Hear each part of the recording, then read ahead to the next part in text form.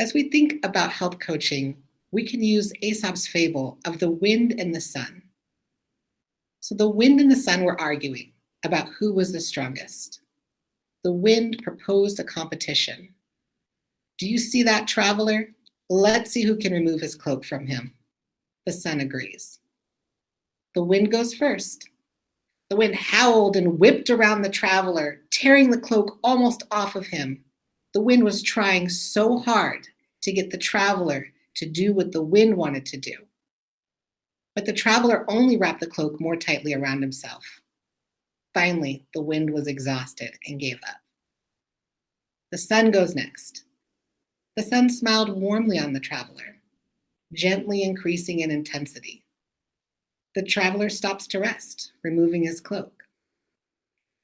So sometimes when we try to engage people in behavior change, we really try to overwhelm them. We might use shame. We might be arguing.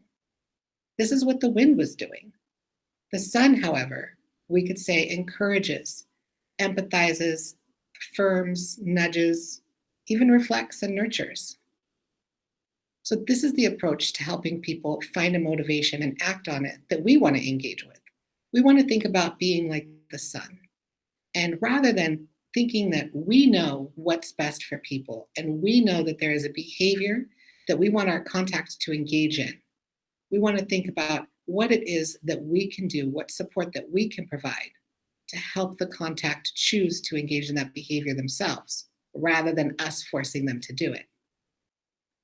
So as we explore the challenges that you may experience as a contact tracer today, I'd like you to come back to this image and think about what would it be like to be more like the sun? Let's look at an example of what it might be like to be like the wind.